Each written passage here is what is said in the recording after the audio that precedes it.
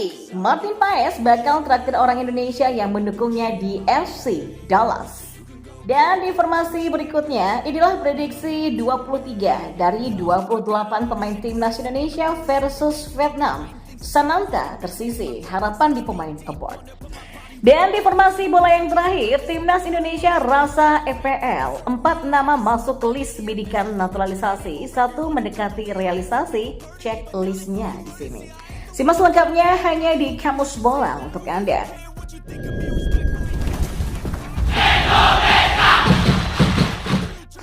Ya, kiper keturunan Martin Paes mendapatkan sorotan di media sosial X sebab ia akan mentraktir orang Indonesia yang memberikan dukungan terhadapnya ketika membela FC Dallas. FC Dallas baru saja menjalani laga tandang melawan New York Red Bulls pada Minggu 10 Maret 2024. Dalam laga itu, klub Martin Paes tumbang dengan skor tipis 1-2. Ya, New York Red Bulls sendiri berhasil unggul 2 gol lebih dulu berkat Emil Forsberg dan Louis Morgan. FC Dallas baru hanya bisa membalasnya lewat Jesus Ferreira. Dalam pertandingan ini, kiper keturunan berusia 25 tahun tersebut sejatinya berhasil tampil bagus. Nyatanya ia melakukan 7 penyelamatan. Menariknya 4 penyelamatan yang dilakukan Martin dilakukan di kotak penalti dan menurut statistik dari SofaScore. Nah, laga FC Dallas versus New York Red Bulls ini, Martin juga mendapatkan dukungan dari 1 orang Indonesia yang ada di Amerika.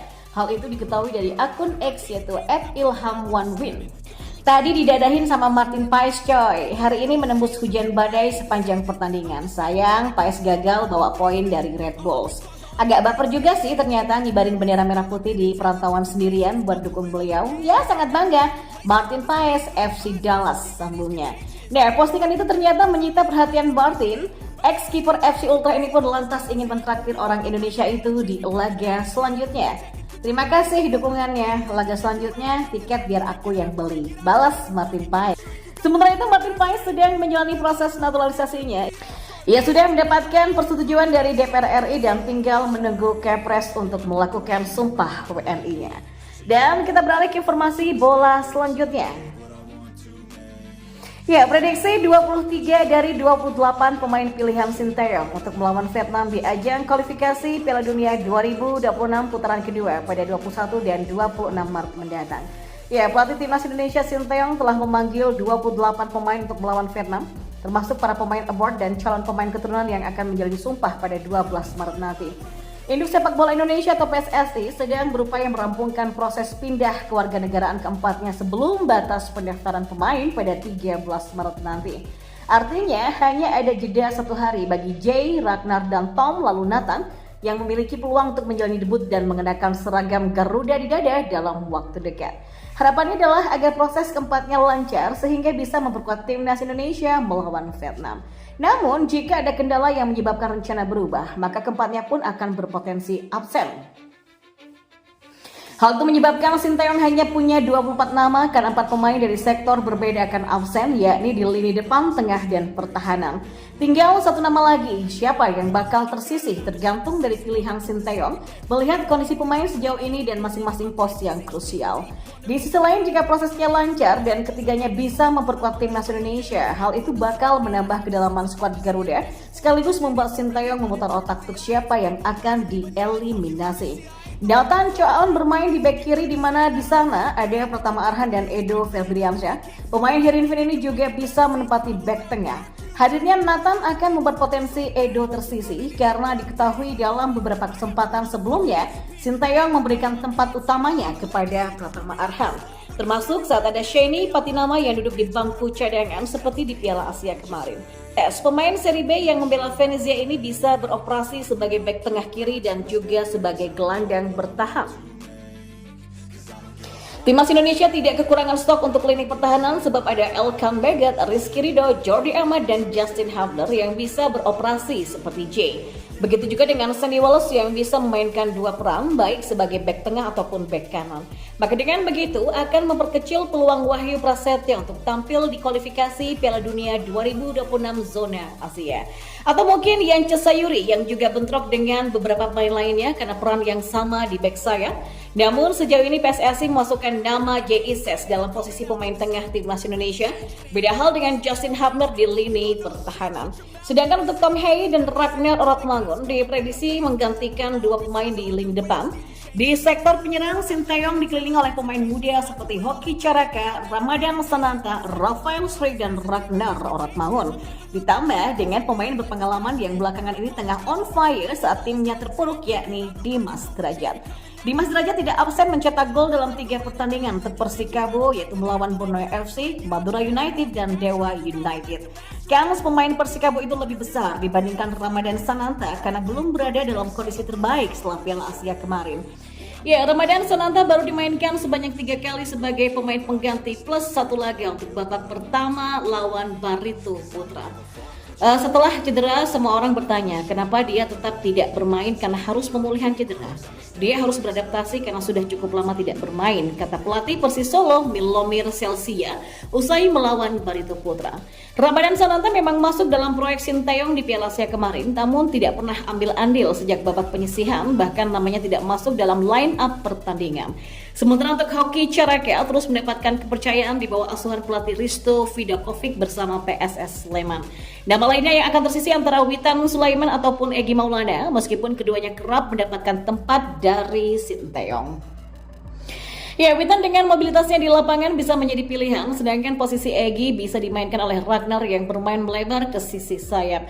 Ya, menarik untuk dinantikan peluang timnas Indonesia di kualifikasi Piala Dunia 2026 ini dengan sejumlah skenario yang bisa saja berubah sampai 13 Maret mendatang. Hadirnya pemain baru yang menjalani Sumpah WNI akan menambah besar kans timnas Indonesia untuk mengalahkan Vietnam.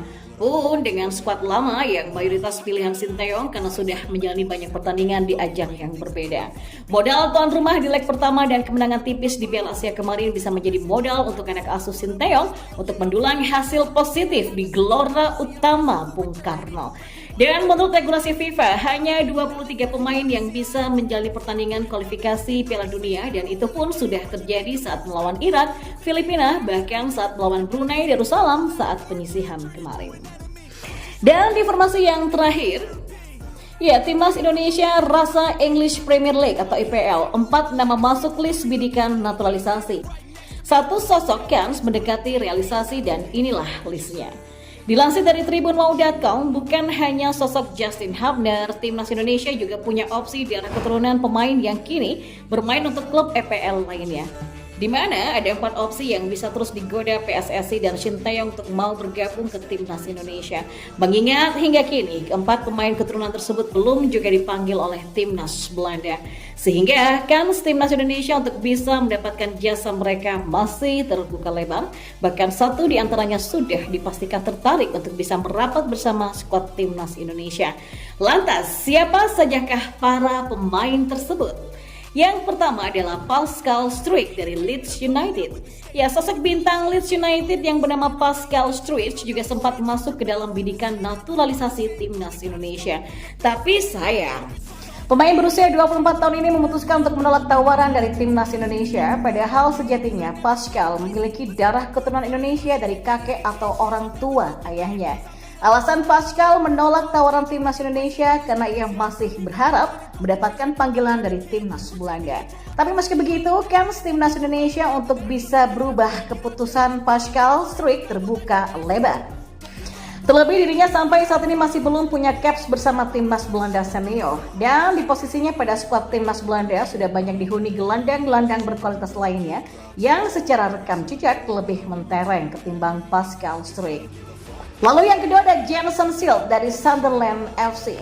Ya, sosok pemain berusia 20 tahun milik Sunderland FC, Jenson Shield ini juga santer masuk ke dalam opsi naturalisasi timnas Indonesia.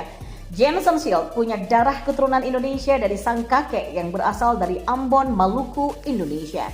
Berposisi sebagai bek tengah, usia Jenson Shield yang masih sangat muda bakal membuat timnas Indonesia ketiban untung besar jika sukses menaturalisasinya.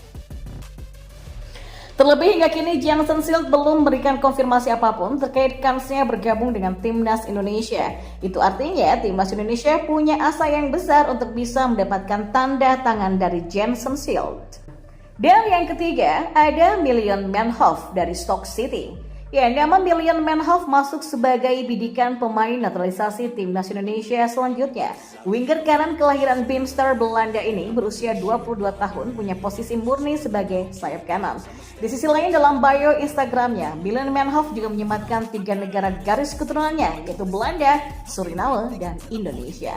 Million merupakan pemain jebolan asli Vitesse Junior. Ia diorbitkan pada 7 Agustus 2020 ke tim senior Vitesse dan hampir 4 musim membela Vitesse. Performa api dari Million Manhoef membuatnya dilirik oleh tim kasta kedua Liga Inggris atau divisi Championship Stoke City. Nah, Stoke City mendatangkan Million pada Februari 2024. Meski baru-baru ini Million masuk skuad timnas U21 Belanda untuk Euro 2024, namun kansnya untuk bisa digoda timnas Indonesia masih terbuka meski terbilang kecil. Mengingat timnas Indonesia berharap Million Manhoef tak dipanggil oleh timnas Belanda senior yang kini diasuh oleh Ronald Koeman.